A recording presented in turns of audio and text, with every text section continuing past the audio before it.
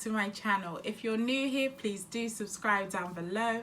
I upload videos about Africa, the Black community and growing as a whole. So if you're interested in videos on those topics, then please do subscribe down below. So today I'm going to be talking about the worst Nollywood I have watched. Let me just put a disclaimer out there before anyone starts trying to come for me, drag me, whatever.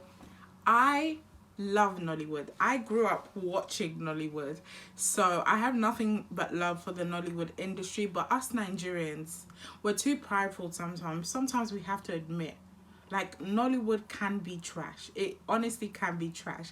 And this video is not meant for offense. It's just meant for comedial purposes, like just to have a laugh, just to enjoy ourselves. I'm no way criticizing the actors, the producers, the directors, whatever.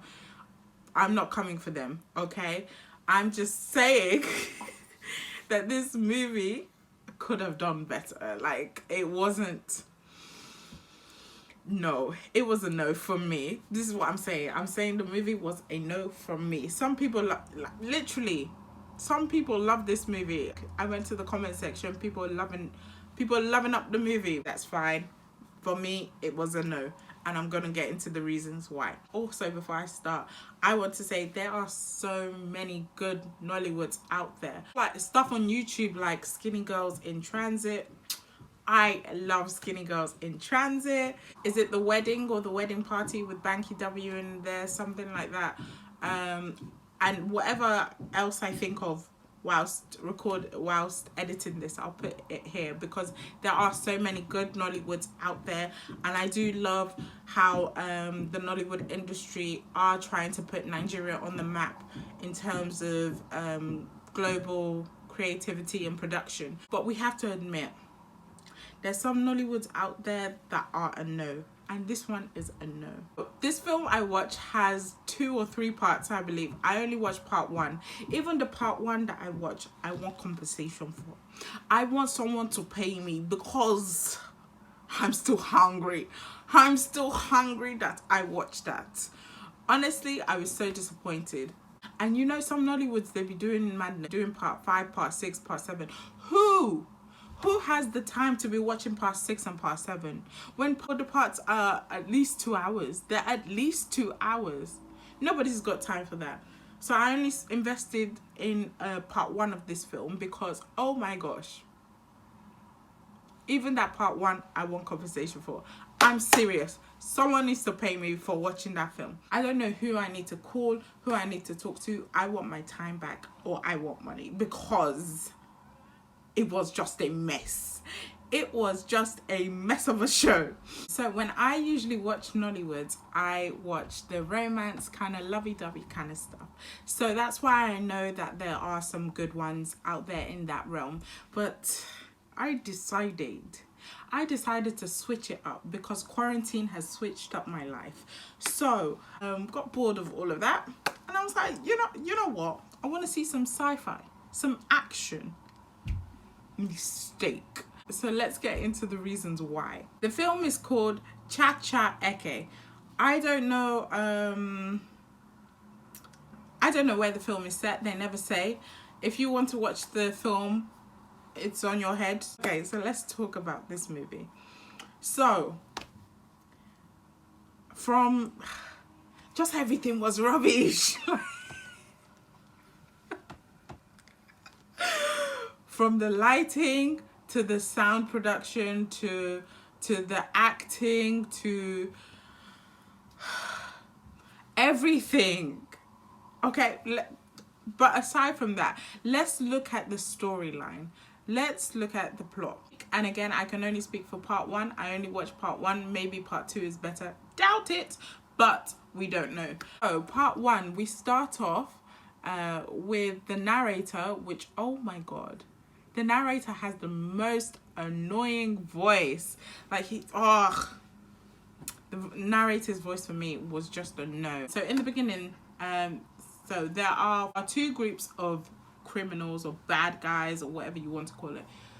The first group are the ones hired by the chief, which are professional, and they have different levels of like criminal expertise. One's a hacker, one's a murderer, things like that, and they're all 4 men. And then the other group are a village group of criminals, I guess. They're on the lower end spectrum. They don't have that much. They're living in like shacks and stuff, and they are 2 women and 2 men in that group. Yeah, and we'll get back to talking about the narrator, but honestly, he just ruins the movie for me personally. There was no sophistication, there was no suspense at any moment, there was just no like directive creativity in my eyes. The narrator just said everything. He just said everything. So what was the point of the film? Why do you hire actors? You should have just had puppets. The beginning of the film, the narrator's talking about the bad guys in town, the bad men. They were stealing children. Come the streets. Your targets are kids, male or female. They were stealing children. Like, what? I didn't. Honestly, I can't with this movie. I don't even know. There were just so many levels of confusion. Someone please tell me what relevance this has to the story, because I'm still waiting. So we begin with a guy kidnapping kids. He walks up to these 2 kids, 1 girl and 1 boy, and he kidnaps the boy, and then the girl runs away. Like, who does this? Who does this when their friend or their brother or whoever he is gets kidnapped? Cut to the next scene, and then the guys coming, these bad criminal guys, they're coming out of this van, and the narrator literally says everything. So we get no character development in the whole film. We get no character development. We don't know their names. We just know their nicknames, and they all have disgusting nicknames. Virus. They call him the Beast. It's just beyond me. I don't know. They're coming out of a van because they got hired to work from some chief to do his dirty work, basically. But what I don't understand is why are they all in jail suits? Like, how did he jailbreak them out? Surely he must have his own gang of bad people if he was able to jailbreak these people out of jail.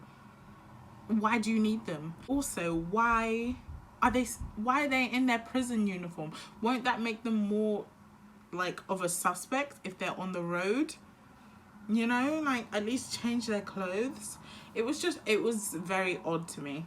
And get this, the next scene, the chief says everything the narrator just said in that scene. So when the narrator's saying stuff like, most wanted for cyber attacks, blah, blah, blah, blah, whatever he's saying about the bad guy, because there was 4 of them, so he did that for each one. You can imagine. So whatever he said, the chief then said in the next scene, Asian has earned him the name Ola Badstabber, dangerous serial killer. This one is just insane, responsible for the cold-blooded murder of 29 people in the space of 18 months. Badstabber. Very dangerous with knife. like, we heard the narrator say it. Why are you now reading the criminals their credentials? They know what they've done. They went to prison for it. This next scene, the chief gives them a mission. One of them asked for more details about the mission, and the chief said, Any security details we need to know? Nothing you can't handle. what? You're not going to tell them what the mission's about? Then he gives them 40 minutes to do it. Then they come back. We didn't even get to see them go on the mission. We saw them get ready, get their knives and their guns and all this, but we didn't see them go on the actual mission. So I don't know what was the point. But instead of seeing them on the mission, we have a break point where we learn about a woman who's pregnant and harassed by the police. Later on, that the woman isn't actually pregnant and she was smuggling stuff.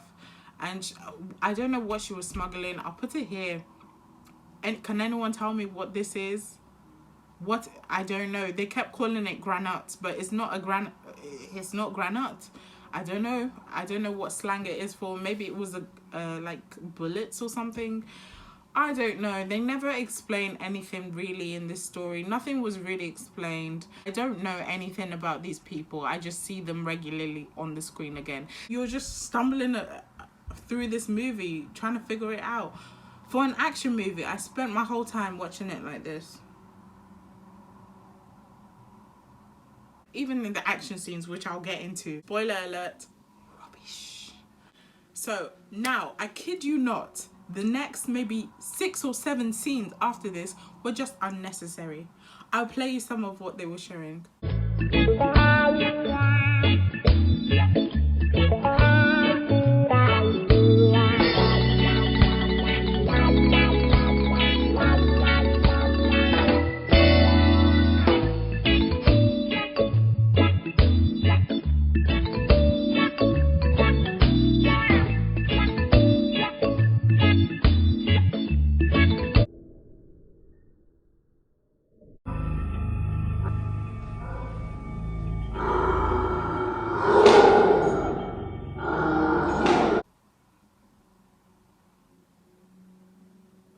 Honestly, I couldn't even talk about them because they added no value. They added no value to the storyline. So now the boys are back. The criminals, they're back for another mission.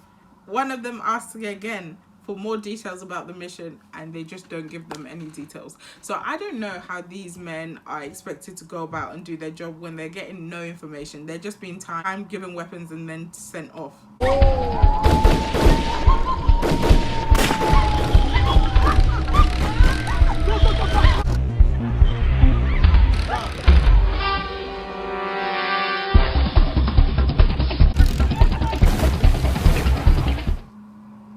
Are you confused yet? That was me through the whole movie. What was going on there? I can't tell you. I can't tell you what happened in this scene. All I know is that they were running. There were some very fake sounding gunshots. They got into a tuk-tuk and goats started chasing them. So were they running from the goats or what was going on? Nothing is explained in this movie. I just want my time back because nothing makes sense in this movie. Okay, so now the boys are on their second mission, which we finally get to see. Disappointment. They break into this guy's house. They kidnap him.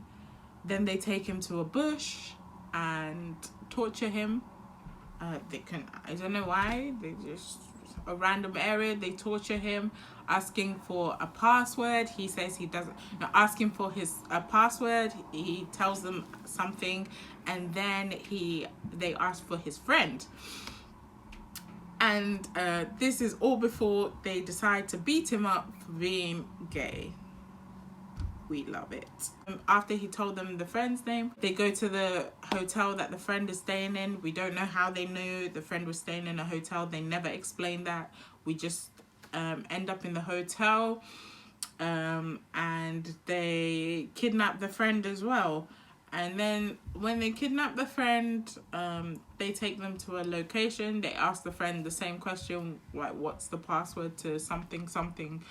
And after that, they kill them both. And then this was just followed by a lot of unnecessary scenes. I really couldn't tell you what happens because nothing happened. Nothing. And then they're on another mission. Holy shit! Sorry, what was that? I'm sorry, I just wanted to be sure what I heard. That was by far my favourite line in the film. And then a whole lot of nothing happens again. I really couldn't tell you.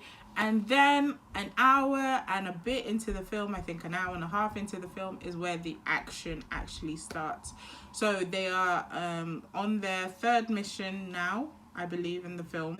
Their mission is to get a bag or a suitcase or something like that.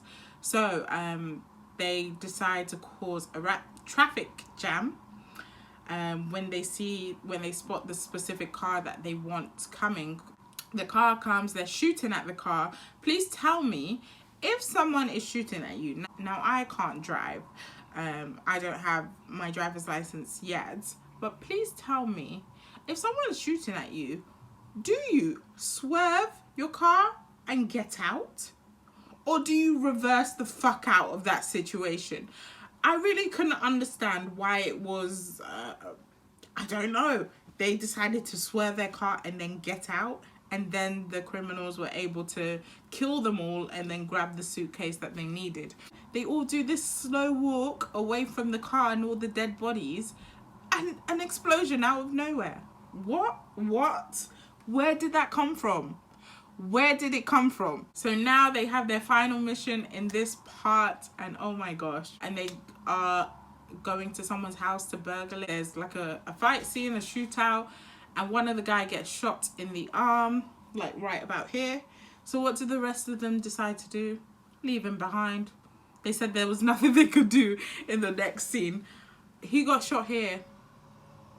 He could walk. He could have walked back to the car, but they just left him. Some friends those are. But anyways, after that happens, the next scene is basically the chief and his daughter saying, you have to go back for the guy you left behind. And that's where they left it. And that's where I left it too. I wasn't about to watch them go back for him. A whole lot of nothing happened. The sound quality was trash. The videography was trash. The acting was trash. There were some good actors in there. Like the woman who faked to be pregnant. I never got her name in the film, but she was decent compared to the rest. But everything else was just rubbish. I'm not gonna lie. I don't plan on watching part 2 and wasting any more time. There's nothing to say about this movie really, other than I wouldn't advise you to watch it unless you've got 4 hours to kill and you want to laugh at how terrible it is. But it makes me want to cry more than laugh, just knowing that I won't get that time back or I won't unsee everything. So I guess some people will laugh, some people will cry. It's up to you. It's your choice. Thank you for watching my video. I hope you liked it. If you did, please like, share, subscribe, all that good stuff. And I'll see you in my next video. Bye.